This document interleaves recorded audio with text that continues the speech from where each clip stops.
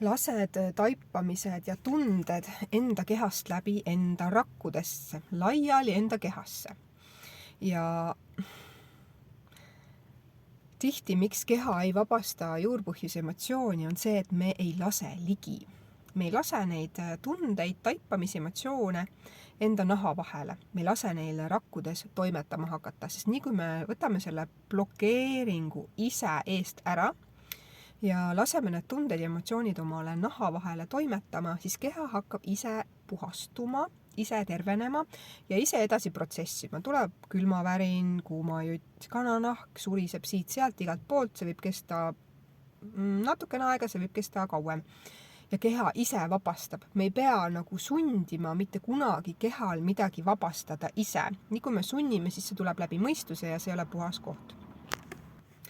Esimene asi on hakata lubama endal tunda tundeid, sest et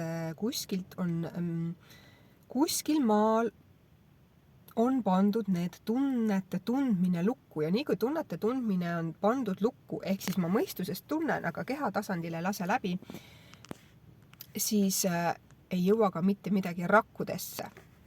Ehk siis tagasi juurde, kes pani emotsioonid, tunded lukku, miks need pandi lukku, miks ma lasin neid panna lukku ja kust on saanud see alguse.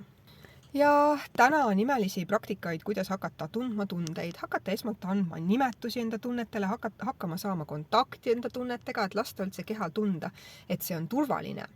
Ja imeline video on näiteks see, mis ma tegin sulle, on kuidas hakata ise ennast selgelt läbi nägema, mis räägib ka täpselt sellest tunnetest meie sees.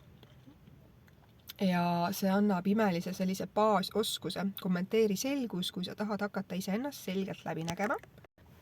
Sest kehad on megatargad ja nemad tahavad ise vabastada. Keha alati otsib võimalusi ja väljapääsu vabastada ise juurpõhjuse emotsiooni.